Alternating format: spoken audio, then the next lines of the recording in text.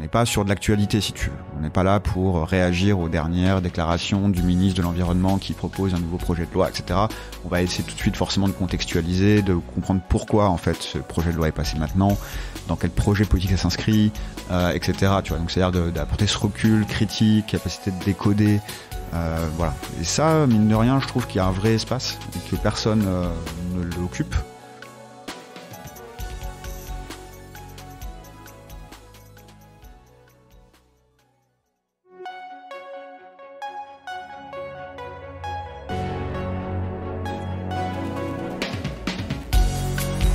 Bienvenue dans Mediarama, le podcast du futur des médias. Je suis François Desfossés et chaque semaine, je rencontre des entrepreneurs, des têtes penseuses et des experts de la galaxie média. Ce podcast est proposé par Cosa Vostra, agence de conseil tech et créative. Retrouvez-nous sur cosavostra.com.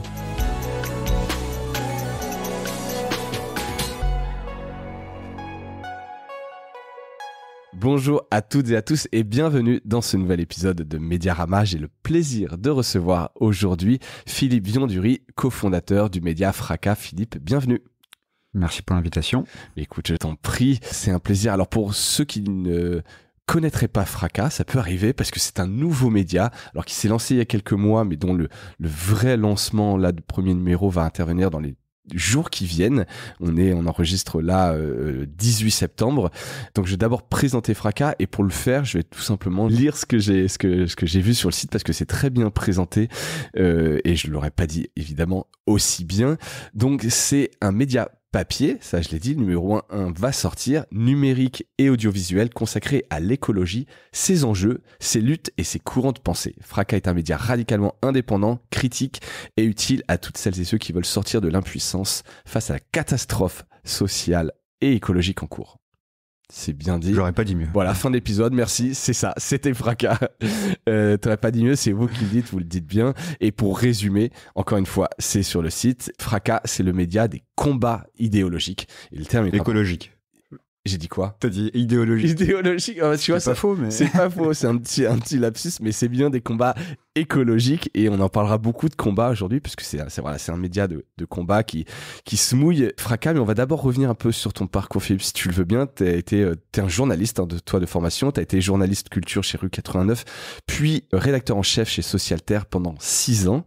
Est-ce que c'était toujours ton sujet, l'écologie? Est-ce que c'est venu? Est-ce que tu peux un peu nous raconter à partir de quand c'est devenu une préoccupation centrale dans ta vie professionnelle et probablement perso aussi, enfin je l'espère. Ouais. En fait, c'est une construction qui suit aussi une politisation. Moi, je suis entré à 89 à 22 ans, donc assez jeune en apprentissage. J'étais journaliste culture. Après, on m'a demandé de faire le traitement de la technologie. Donc, j'étais journaliste tech pendant un certain moment. Et en fait, de fil en aiguille, plus une politisation qui intervient quand t'es jeune souvent. Ouais. Les sujets tech, souvent, ça t'amène sur des questions à la fois économiques, etc., mais aussi des questions écologiques assez rapidement. Donc, c'est quelque chose qui est entré dans mon champ de vision, je pense en 2014-2015. Par ces sujets un peu techno. Et entre les deux, avant Socialterre, j'étais 3 ans indépendant aussi, 3 ans pigiste. Donc c'était pas forcément une période très évidente, mais ça m'a donné l'occasion de lire beaucoup. Et donc pareil, de fil en aiguille, en lisant des essais, t'arrives sur des essais comme Phil Biwix, l'âge des low-tech, et ça te fait la passerelle vers l'écologie. Et en fait, petit à petit, tu enrichis ton éveil de ta conscience écologique. Ouais, éveil de la conscience. Typiquement, c'est pas pour en faire un badge d'honneur, mais j'ai arrêté de prendre l'avion en 2017, par exemple. Donc tu vois, c'est à ce moment-là que j'ai commencé à réaliser que peut-être dans mes comportements, il y avait des choses qui n'allaient pas d'un point de vue de l'éthique écologique, même si je suis pas très fort là-dessus non plus, mais donc tu vois 2017 ça fait que 7 ans quoi. T'es pas allé au CES depuis 2017. Non, je suis pas retourné. Tu suis un peu quand même encore l'actualité techno, ça t'intéresse toujours ou vraiment aujourd'hui J'avoue que non, pas trop. Moi, j'avais pas mal suivi la techno un peu pure et dure au début. Ensuite, c'était la question de la surveillance, beaucoup avec l'affaire Snowden en 2013. C'est ça qui m'a mis le pied à l'étrier, en fait. Et après, j'avais écrit un bouquin sur les algorithmes en 2016, la nouvelle servitude volontaire. Et en fait, après ça, à la fois, je m'y suis moins intéressé et à la fois, j'ai l'impression qu'on a un peu perdu la bataille C'est pas pour être... En tout cas, sur le contrôle, les algorithmes. Sur les algorithmes, sur le contrôle social qui va avec, sur les questions de surveillance de vie privée, etc. Bien sûr qu'il faut continuer de mener la bataille, je dis pas ça pour... Voilà, mais j'ai l'impression que les choses ont déjà été dites et que, bon, j'ai pas envie de tourner en rond trop sur ce sujet-là. Voilà, c'est plus ton sujet et c'est pas ce dont on va parler aujourd'hui. On va parler de Fracas, mais quand même, juste encore sur toi, qu'est-ce que tu retiens de tes 2 expériences en tant que journaliste maintenant que t'es passé à la direction d'un média? Que c'est un métier très difficile, très précaire. Donc du coup, on a quand même une grosse attention maintenant en interne aussi par le format coopératif. On va en reparler. Ouais. Mais à prendre soin quand même des gens, des pigistes, à payer au bon prix. Là, on s'est aligné sur les grilles du syndicat, par exemple, tout de suite. On n'a pas commencé à jouer sur c'est un métier passion. Ça viendra plus tard. On va te citer, ça va te faire de la pub et tu pourras te vendre plus cher. Voilà, la question de prendre soin quand même des gens avec qui on bosse, des conditions de travail, de nous-mêmes en fait aussi, parce que c'est un métier qui t'avale vite toute ta vie privée, etc. C'est quelque chose qui est un peu au cœur de notre réflexion. Et puis, pas céder trop aux sirènes du nouveau journalisme. Il y a toujours la nouvelle tendance depuis que je suis en école de journalisme en 2012. Il y a toujours demain, ça sera l'ère des webdocs, ça sera l'ère des podcasts, ça sera l'ère des machins. Il faut à tout prix faire de la SEO comme ça. Un peu des nouveaux formats. On ne peut pas trop céder trop vite, voir aussi que par exemple dans le papier, il y a des choses quand même qui sont structurantes, qui tiennent encore, qui nous apportent des choses. Ne pas se précipiter sur toutes les nouvelles options de la pratique journalistique. Ça, c'est un autre truc aussi, parce que j'en ai vu défiler pas mal maintenant en 10 ans. Ouais, bien sûr. Étant journaliste tech, je me rappelle que les discours qu'on tient encore maintenant, on les avait déjà il y a 10 ans sur tel truc va un jour renverser le journaliste, sera comme ça qu'on fera demain. En fait, non. Ouais. Donc voilà. Donc des choses garder sa lucidité. Éprouvées et lucides. Donc Fracas, donc tout jeune média qui vient de se lancer. Et dans quel contexte ça s'est créé? Alors j'ai dit que tu étais fondateur, tu es cofondateur en réalité, puisque tu l'as fondé aux côtés de Marine Benz et Clément Quintard, connus à Socialterre notamment. C'est quoi le contexte de la création, la jeunesse du projet? C'est déjà un projet qui se base sur une équipe, donc que tu as mentionné. On s'entend tous les 3 très bien, on aime bien travailler ensemble et on s'est rencontrés à Socialterre. Bon, Socialterre s'est terminé suite à des complications, on va dire, internes. On a voulu, pour dire pudiquement, et on a voulu continuer à travailler ensemble, en fait, parce que c'était un peu soit ça, soit partir tous sur d'autres chemins, peut-être même que le journalisme. On s'est dit, est-ce qu'on continue un peu ce trio ou voilà. Et donc en fait finalement le contenant est venu autour de ça et la forme que ça a pris est venue plus tard. Et puis il y avait quand même aussi évidemment des impératifs politiques. Clément et moi particulièrement, on est des gens qui menons des combats, qui défendent des idées. Et le journalisme est une forme. C'est pas forcément une forme, un véhicule pour ces idées-là aussi.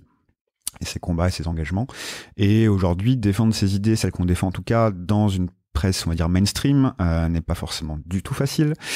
Donc créer nous-mêmes notre outil de travail, notre espace de travail, notre cadre, créer notre propre nid, quoi. C'était un peu impératif pour continuer, je pense, parce qu'on n'aurait pas retrouvé la liberté, on a pu développer les ambitions qu'on a dans un autre espace, je pense. Ailleurs, quoi. Il fallait ça aurait été très compliqué, ouais. À part dans la presse indé, mais qui est toute petite, il y a très peu d'espace, très peu d'embauche. Ouais. Donc, créer nous-mêmes notre média était une solution aussi pour continuer ce parcours-là ensemble, quoi. D'accord. Donc, ce projet entrepreneurial, coopérative, c'est évidemment hyper structurant comme choix de forme sociale. Pourquoi la coopérative? Est-ce que c'est venu spontanément? Est-ce que vous avez regardé différents formats? Ça vient, il y a 2 aspects, je pense. Il y en a un qui est très personnel et qui tient justement à ce trio-là, c'est que personne ne voulait être le patron des autres. Déjà. Ouais. Parce qu'on n'avait pas le capital. Assumé ou pas assumé, non, il y avait ce truc un peu d'être égalitaire. Ouais, c'était être égalitaire parce que déjà on se respecte tous, on sait tous qu'on travaille bien, etc. Et puis être patron, c'est mettre ses billes. C'est-à-dire c'est pas juste avoir un poste de direction au sein d'une structure. Ça continue. Il y a forcément besoin de direction dans un journal. Mais être patron, c'est aussi avoir son capital qui est investi. Et donc c'est un jour, s'il y a des demandes des salariés, notamment de tes compères avec qui tu as fondé le média, et faut mettre en balance ton propre intérêt aussi en termes de détenteur de capitaux. Et donc personne voulait se retrouver dans cette situation de donneur d'ordre unilatéral qui détient tout ou partie du capital et peut-être à un moment sacrifier le bien-être des autres pour protéger la boîte. Voilà. Donc ça, c'était un premier aspect. Et le deuxième aspect, c'est un aspect plus idéologique. C'est aussi essayer d'incarner le monde qu'on défend, c'est-à-dire un monde beaucoup plus fondé sur des valeurs de coopération, de démocratie en entreprise, de transparence, toutes choses qui dans nos carrières respectives n'ont pas toujours été du tout au rendez-vous.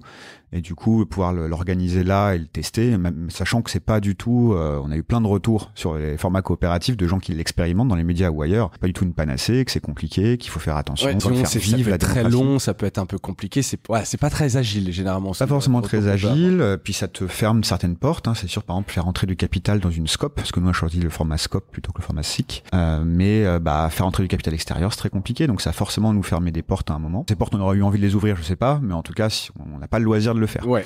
Après ça ouvre d'autres portes, ça offre d'autres outils. Il y a quand même un monde coopératif qui est assez vivace en France.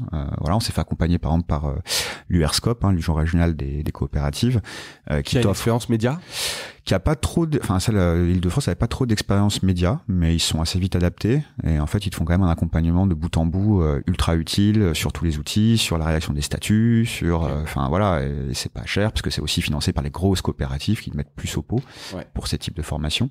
Donc t'as quand même un esprit de solidarité aussi entre coopératives, etc. C'est assez intéressant. Donc voilà, mais on sait que c'est une expérience, une expérimentation humaine et projet dans le économique. Projet, ouais, c'est un projet dans le projet. Et il va falloir la faire vivre. Plus on est de coopérateurs, plus on grossit, plus il va falloir faire vivre cette démocratie interne. Donc c'est pas évident. Ouais. Alors après, on va en parler. Vous avez fait un crowdfunding. Donc j'imagine aussi que l'argument d'être une coopérative, c'est des choses qui plaisent par rapport à la thématique même de Fracas, etc. Je pense que ça doit plaire plutôt que d'être dans une boîte plus commercial. J'imagine que ça, c'est un argument aussi qui plaît, et puis tu peux les faire rentrer après, ceux qui le veulent peuvent rentrer dans la coopérative. Alors c'est un argument, après voilà, faut pas que ça se transforme en une dénonciation de la forme SA ou de la forme associative, parce que ça correspond aussi des fois à des réalités différentes. Moi j'ai des potes éditeurs d'ultra-gauche qui sont en SA en fait. Ça dépend aussi de comment tu veux, quel est ton business, comment tu veux le gérer, etc. Mais bien sûr que c'est un argument, puisque ça pose comme certaines conditions de transparence, de partage du pouvoir, c'est quand même un coopérateur, une voix. Il y a quand même des règles qui sont infranchissables, donc ça offre des gages, on va dire, voilà, d'indépendance, de démocratie. Et il y a combien de coopérateurs aujourd'hui ? Alors, en fait, une fois que t'as rentré dans le modèle de la SCOP, tes statuts vont définir en fait comment tu organises ça. Il y a plein de manières de faire, c'est assez libre. Nous, on a pris un truc assez classique, c'est-à-dire que là, on est les 3 cofondatrices, on est coopérateurs. Donc on a tous une voix. On a embauché 2 personnes, on va être là-dessus après, mais pour l'instant, ces personnes ne sont pas coopératrices. C'était de femmes. Donc on a fixé un délai de 2 ans, au terme desquels elles sont obligées de postuler pour devenir coopératrices, mais on peut aussi avancer le processus. Et à ce moment-là, nous, on doit se prononcer là-dessus en vote. Bien sûr, l'idée, c'est de faire rentrer les gens à ce moment-là. Oui, j'imagine ça. Parce que sinon, après, il faut gérer les dégâts en termes de RH. Ouais, c'est clair. Et ces personnes deviennent coopérateurs et ont la autant même de voix que toi. Idéalement, dans 2 ans, on est 5 coopérateurs. Et ensuite, ça s'échelonne comme ça. Mais on aurait pu fixer la barrière d'1 an, 5 ans. Et il pourrait y en avoir demain 20 ou non, ça correspond. Alors par contre, la SCOP, c'est les salariés. C'est une modalité assez particulière. C'est vraiment quelque chose on peut faire entrer du capital extérieur, mais c'est quand même très limité. Il y a des conditions, je ne vais pas revenir dans le détail là. En revanche, la SIC, auquel on voulait au début plutôt adhérer comme modèle, permet de faire des collèges différents qui se regroupent autour d'un objet de bien commun, d'intérêt collectif. C'est une société coopérative d'intérêt collectif, qui serait le journal. Et là, on aurait un collège des travailleurs, un collège des lecteurs, un collège des je sais pas quoi. Et l'idée, c'est de construire plusieurs collèges. Avec du coup, tout le monde, on pourrait avoir 10 000 lecteurs dedans dans un collège. D'accord, le collège des abonnés. Sauf que là, tu vois venir le truc un peu usine à gaz, faire vivre la démocratie, organiser les collèges, c'est quand même un gros travail. Je pense que c'est un modèle assez idéal, mais il faut avoir les moyens de le tenir. Et donc ça sera peut-être dans un deuxième temps. Il y a rien qui nous empêche à un moment de se transformer à un moment donné. Mais donc là, voilà, SCOP, coopérateurs et coopératrices, et 5, donc les salariés. Mais c'est intéressant, voilà, de savoir que dans l'idée, ils auront autant de voix que vous, dans les décisions, etc. La voix est donnée vraiment à tout le monde, quoi. On revient sur la ligne éditoriale du média de Fracas. Donc, vous parlez d'écologie radicale. Je voulais un peu savoir ce que cette nuance apportait dans l'offre actuelle, qui est quand même assez nombreuse dans l'offre des médias. On en a reçu certains, Vert, Reporter, Climax. Voilà, pourquoi, c'est quoi la nuance apportée par Fracas ? Ouais, après radical, c'est un peu le signe, tu sais, on est à gauche, quoi. Non, après, je pourrais faire tout le discours sur la radicalité, c'est prendre les problèmes à la racine, donc ça veut dire qu'on a une approche qui est quand même très systémique, jamais individualisante, on n'est jamais sur une approche lifestyle ou comment tu peux transiter à ton niveau, enfin voilà, on n'est pas sur cette approche-là, on est sur l'approche vraiment des structures, du collectif, politique, etc. Donc c'est un peu ça le signal qu'on envoie avec Radical. Est-ce qu'il y avait un besoin là-dessus? Est-ce qu'il y a un espace? Ouais. Nous on pense que oui en fait, parce que dans les médias que t'as cités, ils ont tous leur identité propre, leur approche propre. Tu vois, Vert peut-être plus sur un public de gens qui découvrent l'écologie, qui ont envie de se renseigner, de débunker un peu les fausses informations, etc., etc. Reporter serait peut-être plus proche de nous, mais est quand même beaucoup plus sur une approche, je pense, du terrain, des luttes et de l'agenda politique, décryptage des dossiers, etc. Ce qu'on fait pas nous. Donc tu vois, en fait, chaque climax c'est peut-être assez puis climax c'est peut-être plus proche de nous sur le ton, par exemple, et qu'on en reparlera, mais oui, j'ai vu notamment sur les réseaux sociaux, il y avait des petites similitudes, je trouvais ça. Je pense qu'il y a il y a un peu ce côté un peu punk, un peu pop qu'on peut avoir en partage. Après je pense que c'est pas forcément exactement la même cible. Et nous vraiment, il y a une approche politique et intellectuelle, c'est-à-dire aussi arriver à rendre sexy, accessible, à faire comprendre l'importance de choses qui peuvent barber les gens, tu vois, genre des bouquins, des approches un peu systémiques, qui mettent un peu de complexité, on n'est pas sur de l'actualité, si tu veux. On n'est pas là pour réagir aux dernières déclarations du ministre de l'Environnement qui propose un nouveau projet de loi, etc. On va essayer tout de suite forcément de contextualiser, de comprendre pourquoi, en fait, ce projet de loi est passé maintenant, dans quel recul critique, capacité de décoder. Et ça, mine de rien, je trouve qu'il y a un vrai espace et que personne ne l'occupe, parce que c'est aussi du temps, c'est une spécialité. Nous, on est lecteurs de bouquins, si tu veux. Voilà, en fait, on a cette capacité à décoder, à toujours remettre dans des traditions politiques, intellectuelles, etc., que n'ont pas forcément tout le monde. Ouais, et c'est super ambitieux. Je lis, il y a un manifeste qui est sur le site, qui est pareil, très très bien écrit. J'en lis un extrait, si tu veux bien. Donc dans le manifeste, ça évoque un combat, parce que nous défendons un journalisme engagé qui ne se pare pas d'une prétendue objectivité et qui entend entretenir un rapport véritablement politique au monde. Notre priorité est d'armer intellectuellement nos lecteurs et lectrices pour prendre part aux luttes présentes et à venir, participer à la défense de notre monde commun. L'écologie est aujourd'hui vidée de sa substance révolutionnaire. Contre les écofascismes en germe, le carbonationalisme en plein essor, le greenwashing du capitalisme fossile et le technosolutionnisme rampant, le camp de la justice sociale et de l'émancipation doit plus que jamais batailler pour imposer sa définition d'une écologie radicale. Voilà, proposition donc super ambitieuse. Est-ce que, à la lumière de ça, le projet de média, c'est la meilleure façon de lutter contre ça? C'est pas la seule, c'est sûr. Il y a plein de manières de mener des combats. Il n'y a pas de leçon à donner sur la bonne manière ou la mauvaise manière. Je pense que il y a de la place. Encore une fois aussi, des fois, il y a tendance à opposer les formes de journalisme. Tu vois, il y a des journalismes très proches du fait, de la donnée. On peut pas comparer l'AFP et Reporter. Tu vois, c'est pas les mêmes. Démarches journalistiques. Donc moi, je pense qu'il y a une démarche pour ce type de journalisme. Alors certains nous disent, du coup, vous êtes des militants. Moi, j'aime pas ça, parce que militarer, ça veut dire marcher au pas. On n'est pas du tout inféodé. Enfin, tu vois, on est vraiment très libre de ce qu'on fait. On n'est pas de lien avec des partis ni rien. Donc, est-ce qu'on est engagé du coup? Mais bon, tout le monde est engagé, parce que tout le monde a une idéologie, même le monde. Ils ont beau dire qu'ils sont objectifs, si tu veux. En fait, non. Voilà. D'ailleurs, l'éthique journalistique ne demande pas aux gens d'être objectifs. Aux journalistes d'être objectifs, ils demandent d'être honnêtes intellectuellement. Ouais. C'est-à-dire présenter. Voilà. Ouais. Tu fais une L1 de sociaux, tu sais que l'objectivité, ça n'existe pas. Donc voilà, nous, on aime bien aussi la phrase, je crois que c'était Godard qui disait, je fais pas du cinéma politique, je fais politiquement du cinéma. Nous, on dit un peu, on fait pas du journalisme politique, on fait politiquement du journalisme. C'est-à-dire qu'on essaie toujours de penser ce qu'on veut montrer, ce qu'on veut révéler, ce sur quoi on veut enquêter, etc. Et l'inscrire dans un projet politique qui est le nôtre, c'est-à-dire d'essayer d'aider les écolos de gauche qui ont envie de pousser quand même un projet de société qui structurellement change la donne, quoi, pour tout le monde.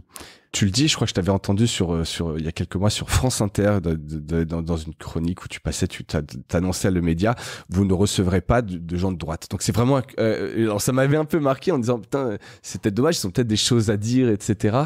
Mais ça avait l'air, voilà, t'avais l'air un peu de revendiquer ça. C'est très politique, c'est de gauche et c'est Oui, après c'était par exemple, je sais pas, tu vois, en ce moment des fois les lignes sont un peu floues, genre quand tu vois que De Villepin défend le NFP, bon voilà. Donc c'est pas pour dire la droite n'a pas de droite. De l'UMA, je crois. Oui, elle fait de l'UMA partout en ce moment. Donc non, c'est pas le dire. Il y a une sorte de cordon sanitaire et jamais quelqu'un de droite ne viendra dans nos pages, pas du tout ça. Puis en plus, il y a des fois des gens qui peuvent porter un combat sans être forcément très partisans, etc. Et ils ont aussi leur place. Par contre, on va pas faire de place à l'écologie de droite. C'est ça qu'on veut dire. C'est le fameux sujet. Est-ce qu'il y a une écologie de droite? Est-ce qu'on doit vraiment donner du temps de parole à des gens qui te disent que au fond, grâce à des solutions technologiques, on va pomper le carbone dans l'atmosphère et qu'on pourra continuer à tout comme avant, comme avant.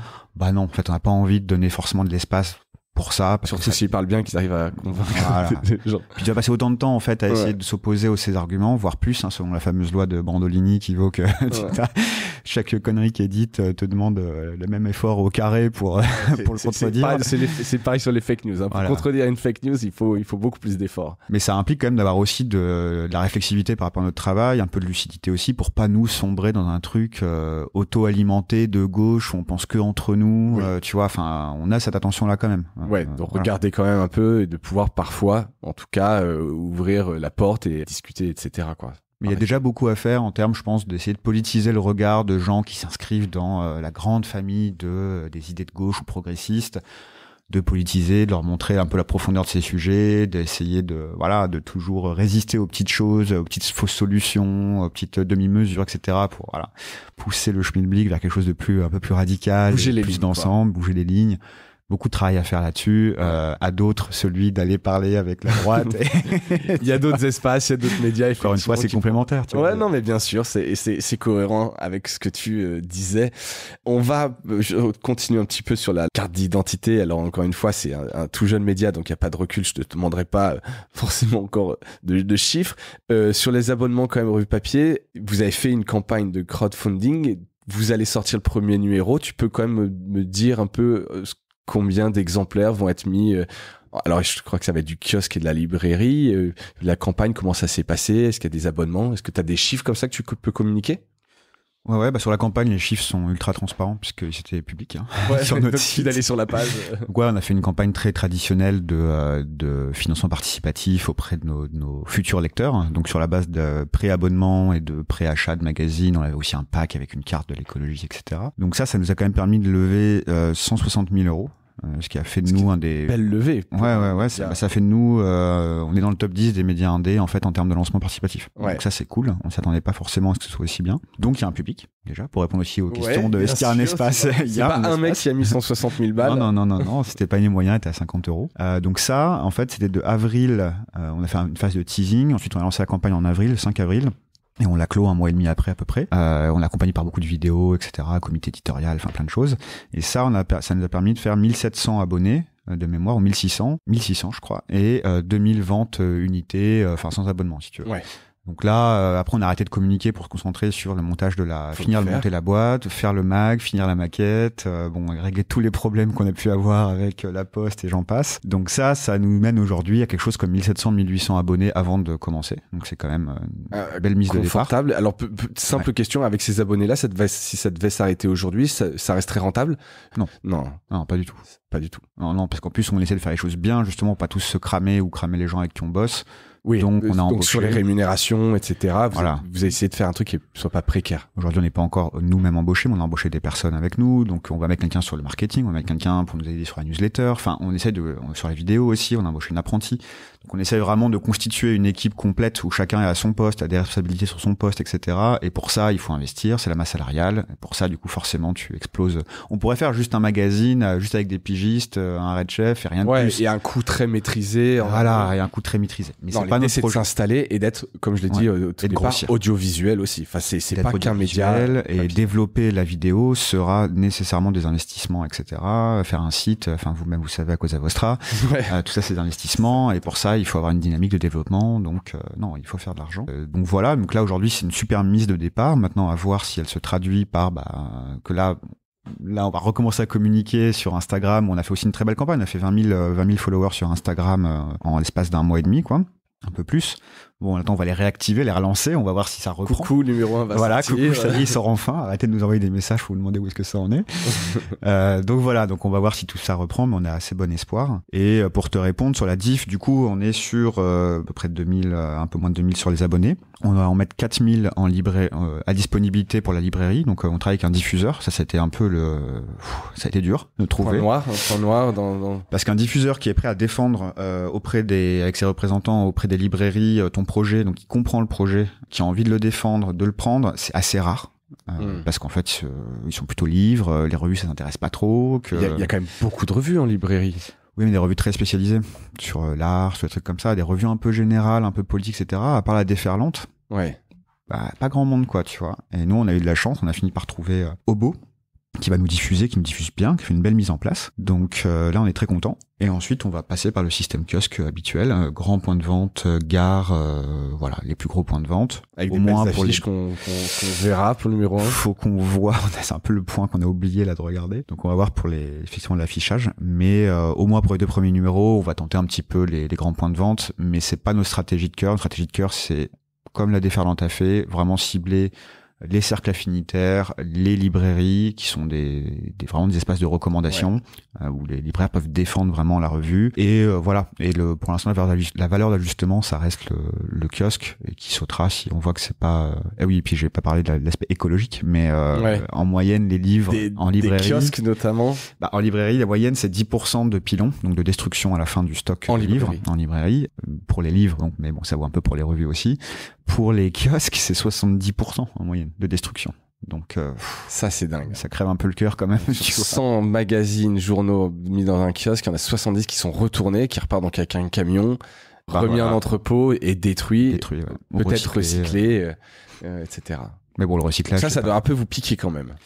Bah ouais, du coup là on le tente, on va voir si on fait un beau chiffre mise en vente. Après on peut aussi récupérer les non vendus, on peut les récupérer en stock, donc il y a une optimisation. C'est-à-dire que tu peux par exemple 5000, si t'en vends 2000 c'est déjà vachement bien.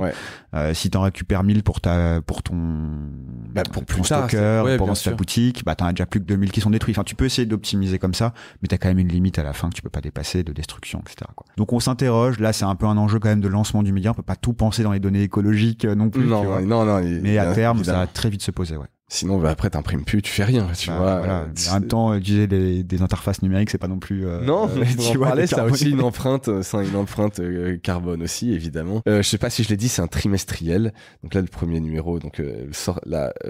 Alors c'est automne 2024, mais il va sortir là dans les jours qui viennent. Je reviens sur les librairies. Est-ce que ça vaut le coup là, donc à Paris, d'aller prendre son bâton de pèlerin et d'aller voir des gros libraires pour vous, l'équipe, aller parler de Fracas, ou est-ce que c'est trop petit?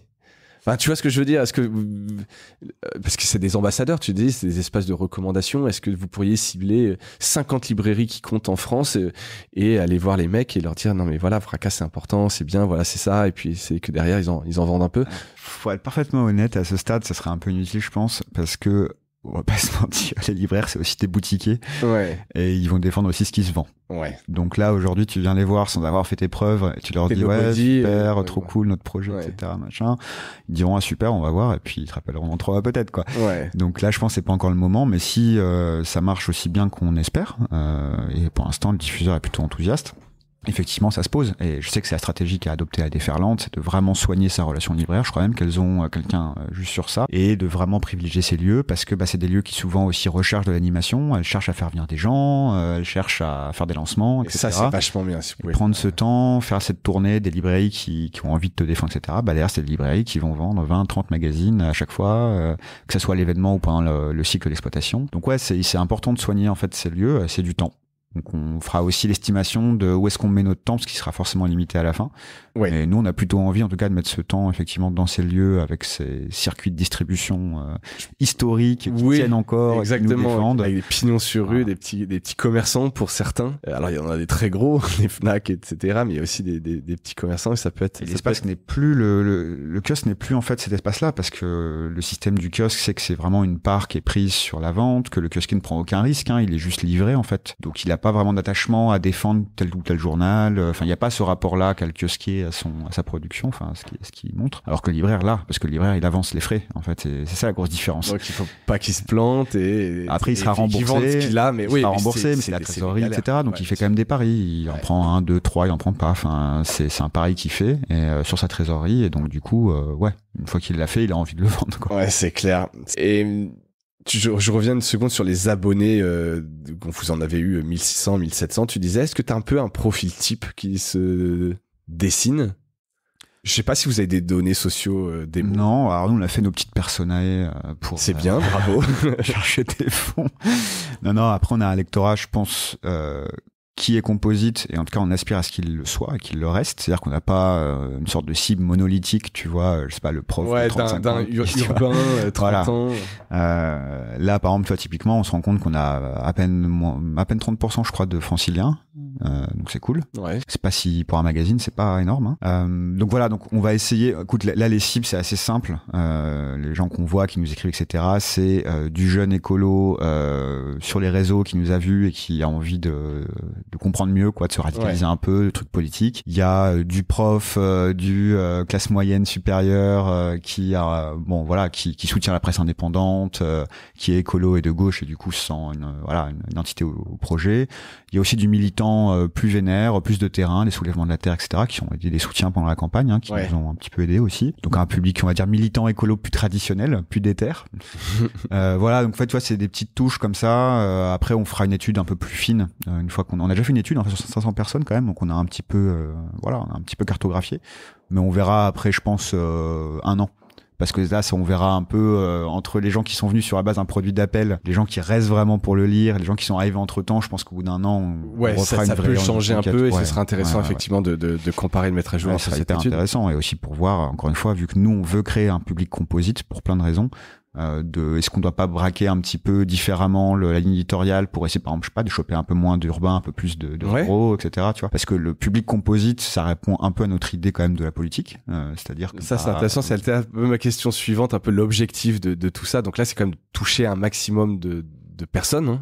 En tout cas, pas une frange identifiée, etc. Ça, ce serait, c'est pas ce que vous voulez. Alors, on s'adresse quand même à des gens qui se sentent écolos. Ouais. C'est pour ça qu'on dit, mais il y a des combats écologiques. On n'a pas prétention à parler, effectivement, tu disais tout à l'heure, à des gens ultra de droite, etc. On va pas faire comme si. Mais donc, en fait, c'est un peu, on avait un peu cette image-là, mais c'est le repas de famille. T'as toujours l'écolo de la table. Tu vois, c'est un peu tu veux lui donner des billes, que voilà, et on veut lui donner un peu des billes, on veut l'aider à comprendre, on veut l'aider aussi à convaincre son entourage, à décrypter un peu mieux ce qui se passe aujourd'hui. Donc c'est quand même ce public-là élargi, mais c'est pas forcément que des super militants, etc., hein. C'est pour ça que c'est quand même assez large. Et après, le magazine va plutôt répondre à vous aimez la démarche, vous voulez le soutenir, déjà abonnez-vous, vous aurez déjà un magazine. Ça répond aussi à un désir de gens qui ont envie de creuser, d'ailleurs des articles qui sont des fois un peu costauds, etc. Ouais. Mais après, il y a tout l'aspect numérique et particulièrement vidéo qui, elle, ce versant-là doit pouvoir incarner aussi une interface avec le public, beaucoup plus grand public. Parce que là, je pense que aussi, quand tu vends un mag en librairie, 17 balles 50 ou 15 euros en abonnement, tu t'adresses quand même à un public qui est restreint. Tu peux pas faire comme si d'achat et qui est probablement déjà abonné à d'autres choses, etc. Ouais, c'est pas un jeune, les jaunes pas un pourra jeune pas acheter ça, le jeune 17 ans ne pourra pas acheter ça, etc., etc. Et là, la vidéo, je pense, peut prétendre à vraiment élargir au maximum le public. Un magazine papier ne peut pas prétendre à ça, faut arrêter de faire semblant, quoi. Ouais. Voilà. Donc c'est pour ça que là aussi, je pense que la grammaire, tu vois, qu'on aura sur les réseaux sociaux, sur la vidéo, etc., ne sera pas du tout la même que celle sur le papier. Même si on doit créer un univers graphique, ça c'est le rôle de Marine, mais qui soit cohérent et qui se réponde, hein. Mais c'est pas les mêmes codes, c'est pas les mêmes langages, et c'est aussi pour ça qu'on va embaucher des gens dès qu'on peut là-dessus, parce qu'en vrai, nous on est des journalistes de l'écrit. Ouais, bien sûr. Et on ne prétend pas. Pas d'un coup savoir faire des vidéos courtes qui cartonnent sur TikTok. Exactement. Et pourtant, ça vous aimeriez, même si vous ne monétisez pas, il y a quand même l'idée derrière de faire passer vos idées, etc., d'être une tête de pont. C'est pas grave. Je pense qu'il y aura à prioriser. Aujourd'hui, on priorise Instagram. On priorisera aussi un peu LinkedIn pour des raisons plus sociaux et de gens qui sont prêts à donner un peu d'argent. Ouais. Mais c'est vrai. Si on doit mettre notre énergie, on mettra pas sur TikTok en premier parce qu'on veut pas de la viralité qui fait aucun argent. Et c'est un peu ça TikTok aujourd'hui. Donc il y a quand même des choix qui se font à la fois économiques, éditoriaux, etc. Après, sur la question des formats, etc., moi je pense que dans tout espace, presque tout espace, on peut arriver à faire quelque chose d'intelligent. Maintenant, il faut se méfier des dynamiques, des mécaniques en place. Si t'es sur une plateforme qui t'offre 1 minute 30 de vidéo max, tu sais que tu vas pas pouvoir non plus faire passer des idées un peu complexes, voilà. Et expliquer. Peut-être que sur ces 1 minute 30, tu peux arriver à trouver un format qui te donne envie à quelqu'un de prolonger ça ailleurs. Tu vois. Voilà. Je pense qu'il y a toujours un moyen de subvertir un peu. Mais voilà, si tu commences à regarder trop les statistiques, on l'a fait avec les vidéos qu'on a fait sur Insta, hein. Si tu regardes trop, à la fin, tu fais des vidéos de 15 secondes. Ouais. Donc, faut pas trop les regarder non plus. Des trucs qui font cliquer, etc.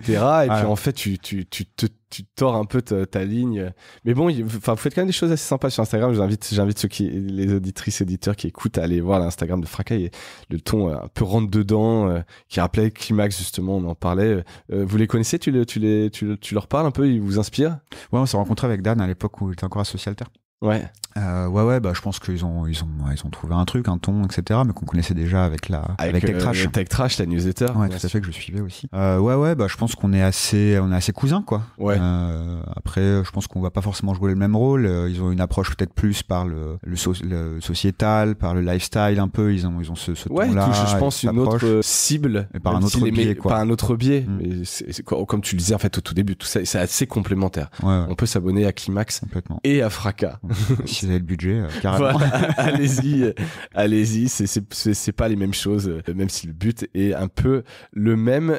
Je reviens quand même une seconde sur le papier, un peu les rubriques phares du magazine. Est-ce que tu peux nous en parler? Donc les journalistes qui l'ont écrit, c'est toi et tes cofondateurs, plus 2 salariés, c'est ça? Ouais, ça, ils sont arrivés après. Ils sont arrivés après. Donc non, là, on a une équipe de pigistes. D'accord. En tout, sur un numéro comme ça, t'as une vingtaine de personnes qui vont collaborer entre l'écrit, les illustrations, les machins, etc. Là, on travaille avec 5-6 pigistes de cœur, quoi. Ouais. On connaît déjà. Certains étaient des anciens stagiaires à nous, donc on a des affinités quand même, hein, qui nous ont. Ouais, j'imagine. Donc on a beaucoup écrit aussi avec Clément, hein, dans ce mag. On a dû écrire un tiers du mag, je pense. Il faudra qu'on fasse un peu moins la prochaine fois. Donc voilà. Et des rubriques phares, les rubriques formats. En fait, nous, d'expérience aussi, on a un peu pas mal formaté, si tu veux, le magazine, parce que ça permet que chacun ait aussi un peu ses formats récurrents, donner un peu à manger aussi aux pigistes, quoi, de façon simple. Là, en gros, la structure, c'est assez classique, c'est un tiers du mag, c'est le dossier, en gros. Et ensuite, t'as des formats un peu classiques, la grande enquête, le grand entretien, le grand reportage, des formats de journalistique, magazine. Et qui marchent bien, comme tu disais, des choses éprouvées. Qui permettent de faire un peu parler d'actu, de tourner les sujets. Et ensuite, on a des formats qu'on distribue du coup aux pigistes. Alors, par exemple, il y en a un sur les faussaires de l'écologie, justement. Donc, c'est un peu la fabrique de l'écologie réactionnaire. Ouais. Donc, on fait un peu les réseaux d'argent, d'influence, qui produisent ensuite des think tanks qu'on invite à la télé. Enfin, voilà, essayer de remonter un petit peu ces mécaniques-là et ces flux d'argent et ces réseaux d'influence. À chaque fois en ciblant une entité, un think tank ou un réseau international ou un groupe. On a aussi un format qui s'appelle la possibilité d'une alliance, qui essaye de voir comment au niveau local, les grandes oppositions qu'on fait au niveau national entre les écolos et les chasseurs, les écolos et la droite, les écolos et ceci, etc. En fait, souvent au niveau local, ça tient pas du tout. Là, par exemple, on fait un reportage sur Fayence dans le Var, si je dis pas de bêtises, où en fait, les maires de droite ont passé des mesures de restriction d'eau, des piscines, des machins bien plus vénères que ce que demandaient les écolos. Ouais. Parce qu'en fait, face à la situation là, les gens qui manquent d'eau à un moment donné. Donc, on pourrait faire un truc sur les chasseurs et les écolos. Enfin, il y a plein d'idées comme ça. On va essayer de faire tourner un petit peu. On fait aussi un format assez sur la ville des invisibles, on appelle ça, et c'est vraiment de montrer les métiers qu'on ne voit plus en partant, de la poubelle, du robinet public, de la bouche d'égout, du panneau signalétique du métro, ce genre de choses. Et de remonter un peu la chaîne et de montrer en fait les travailleurs qu'on ne voit plus et qui pourtant font tenir nos villes. Ouais. Et qu'on ignore même, parce qu'ils se lèvent un matin à 5h, et tu les vois dans 5, moi j'habite sur la 5 à Bobigny, tu les vois là, mais tu les vois pas dans la journée, quoi. Et pourtant, c'est eux qui font tourner les villes, et surtout, c'est aussi ces métiers-là dont on aura besoin pour la transition écologique, parce que tous les autres transports en commun, les réseaux d'eau, les machins, c'est des trucs prioritaires. Et comment tu revalorises aussi ces métiers, les gens qu'il y a derrière, etc. Donc là, on fait un truc sur l'incinérateur de Ivry. Ouais. Et on remonte comment on part du camion benne et on va jusqu'à l'incinérateur. Donc voilà, c'est un peu les formats comme ça qu'on essaie de. J'en oublie plein. Non, mais après, on pardonnera, les gens découvrir le magazine, exactement. Et voilà, tu vois, il y a quand même vraiment une ambition aussi quand même de croiser le social et l'écologie, d'avoir un discours d'alliance sociale, de pas croire que l'écologie c'est un truc d'écolo, quoi, en fait. Ouais, ça, c'est important de leur dire plusieurs fois. Il y a plein de combats. Ça ne devrait pas être un truc d'écolo. Non, exactement. Ça devrait être partout et ça devrait pas être un truc d'écolo. C'est quoi les prochaines échéances pour Fracas. Alors, donc là, il y a le numéro 1, j'allais dire, c'est très clair, c'est la prochaine séance, c'est la mise à disposition, enfin, l'envoi du numéro 1. Mais après, c'est quoi, toi, tes grands chantiers? Bah écoute, effectivement, donc là, numéro 1 qui sera à la fin du mois, lancer le numéro 2. Voilà. Déjà, le chantier pour dans 3 mois. De le faire. Et ensuite, il y a 2 aspects qui sont prioritaires pour nous. C'est à la fois commencer à essayer de structurer la vidéo. Donc pour ça, on accueille une apprentie, un collègue aussi va nous aider un petit peu à structurer, à faire des habillages, à penser des formats, etc. On sait qu'on doit faire beaucoup avec peu là, donc on va essayer de structurer ça de manière optimale et en synergie avec ce qu'on fait par ailleurs pour le magazine, pour la newsletter, etc. Donc ça, c'est vraiment un enjeu à la fois technique, de nouvelles grammaires aussi à adopter pour moi. C'est plus moi qui vais le piloter ça en sous-main. Donc voilà, gros enjeu, mais qui est un peu excitant quand même. Ouais, j'ai jamais sûr. fait de trop de journalisme vidéo moi, donc je vais m'acclimater, on va dire. Il va falloir s'y mettre. Ouais. Et l'autre enjeu, c'est l'argent. Ouais. C'est qu'en fait, les gens ne le savent pas forcément, mais là sur cette chaîne, très certainement, enfin sur ce podcast. Mais voilà, la question des fonds qui sont disponibles, ils sont pas nombreux, mais il faut quand même les avoir. C'est des temps longs, donc là, demander à la bourse émergence, on a fait le dossier. CPPAP, SPL, CPPAP normal, demande IPG. Ensuite, faire le qu'on connaît bien chez Cosa Vostra. Il y a plein de petits fonds. Vous êtes au SPIL, j'imagine? On est au SPIL, ouais, qui nous a beaucoup aidé, qui sont très forts. Ouais, qu'on salue. Ils aident bien les éditeurs. Ouais. Non, c'est important l'expertise. En fait, tu te rends compte que quand tu montes un projet comme ça nous a mis 9 mois quand même entre maintenant et le début là. En fait, c'est la recherche d'informations qui est le plus long. C'est de comprendre l'aide de qui tu as besoin, pas se planter, t'entourer des bonnes personnes, savoir dans quelles compétences tu vas avoir besoin à quel moment. Cette expertise-là, elle est majeure en fait. Oui, puis vous étiez 3 néophytes. Voilà. Dans l'entrepreneuriat. Dans l'entrepreneuriat, on était néophytes, ouais. Mais heureusement, on a déjà tout le set de compétences sur la production de l'objet, ce qui est déjà énorme, parce qu'il y a plein de gens qui se lancent. Ils ont juste été journalistes, c'est-à-dire qu'ils ont juste écrit des articles. Oui. On a quand même piloté un média. Il y en a beaucoup qui se cachent la gueule, parce que derrière, voilà, si tu connais pas un petit peu tout ce cycle de production, de création d'un magazine, d'un hors-série, c'est... Mais un projet comme ça ne se lance pas sans une équipe de gens qui ont déjà certaines compétences, tu vois. Et même là, on aurait dû être à la limite 4 et avoir quelqu'un plus sur le marketing, la com et tout, tu vois, ça aurait été encore plus idéal. Qui sont prêts à travailler avec le chômage et gratuitement, quoi. T'as toutes les conditions pour se lancer. Non, c'est pas évident. Mais donc voilà, et là, en fait, l'enjeu, nous, ça va être aussi des fonds complémentaires, des emprunts. Donc, comment est-ce qu'on arrive à faire des dossiers pour avoir quand même des emprunts? Et on va recourir aussi aux titres participatifs, qui sont des mécanismes spécifiques des coopératives, qui permettent de contracter des prêts auprès d'individus ou d'entreprises, d'autres entreprises. D'accord. Donc, en fait, avec un taux d'intérêt? Ouais, en fait, le système est assez simple, c'est qu'on va faire une émission de bons et on va par exemple émettre des bons à 10 000 euros. Les gens les contractent, on définit un taux de retour, un taux d'intérêt, par exemple de 2% avec une marge variable de 2%, donc 2 à 4%, tu vois, selon les abonnés qu'on fait chaque année en plus. Et en fait, on paye les intérêts et on est obligé au bout de 7 ou 8 ans, on doit dire si on les rembourse ou pas. Soit on les rembourse pas tout de suite, et dans ce cas on continue de payer les intérêts ad vitam, soit on les rembourse à ce moment-là. Donc en fait c'est un peu des prêts qui ont un risque de jamais être remboursés, parce que c'est des coopératives, c'est des projets médias, etc. Donc c'est quand même il y a quand même un truc, voilà. Il y a un truc de soutien. D'aider et de soutien. Une dimension de soutien dans ces prêts-là, mais c'est pas du don non plus. Non. Voilà, il y a un retour sur intérêt, c'est un placement. C'est entre les deux. Et nous, on n'est pas très fan de la logique don. On aime bien, on aime bien vendre quelque chose. On aime bien la matérialité, l'abonnement, ouais. Pourquoi? Parce que t'as l'impression, juste poser la question de manière très innocente, mais t'as l'impression de faire l'aumône quand tu demandes des dons ou Non, parce que ce serait dépréciatif pour ceux qui recourent à ça. Ouais, c'est clair. Non, sur des aspects très communautaires, le don, je comprends. Mais sur un média un peu plus structuré, déjà, la réalité, c'est que pas mal d'autres médias ont adopté ce système-là. Reporter.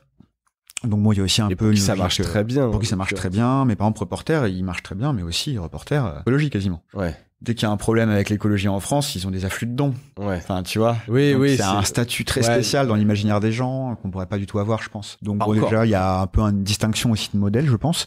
Et puis nous, on est déjà il y a une matérialité avec le mag, donc ça c'est pas du don, c'est de l'abonnement, tu vois, ça ramène à des formats comme ça. Et puis je sais pas, j'aime bien quand même m'accrocher un peu à l'idée, mais je pourrais en débattre plusieurs avec Raphaël Kempf. Oui, peut-être que ça évoluera aussi dans le temps. Ouais, et puis ça pourrait évoluer, ça pourrait devenir un complément un jour. Mais moi, j'aime bien l'idée quand même que notre travail, c'est un service qu'on rend aux gens et que pour ça, comme tout service, on paye ce service. Et c'est important de pas trop nourrir l'idée que les gens se sont faits depuis 10-15 ans avec Internet, que l'information est gratuite et que tu donnes si tu veux, quoi. Donc voilà. Ça s'entend. Mais on a déjà débattu de ça avec plein d'autres entrepreneurs des médias, dont Hervé Kem, enfin bien sûr, qui a aussi une position là-dessus qui est intéressante, qui est venu à ce podcast. Hein. Exactement. Donc voilà, c'est pas un avis général, mais c'est plus un avis pour nous, avec quoi on se sent à l'aise. Aujourd'hui. Voilà. Et puis de toute façon, quand t'as un magazine, t'as besoin d'un abonnement, quoi. Donc faut mieux miser à fond là-dessus plutôt que miser sur des. En plus, c'est plus pérenne, c'est pour plein d'aspects, c'est quand même pas mal l'abonnement. Mais on réfléchit déjà, tu sais, à membership. Il le faut parce que ça peut aller vite et puis je touche du bois pour que ça marche bien, qu'il y ait plein d'autres numéros, donc vous aurez l'occasion un peu de tester tout ça. Donc voilà, on a parlé des chantiers, on arrive au bout de cet épisode en fait, tout simplement. Déjà. Ben oui. Incroyable. Donc je rappelle Fracas. Alors Fracas, je vais aussi donner quand même l'URL fracas.media, donc fracas avec un S.media où on peut acheter le magazine.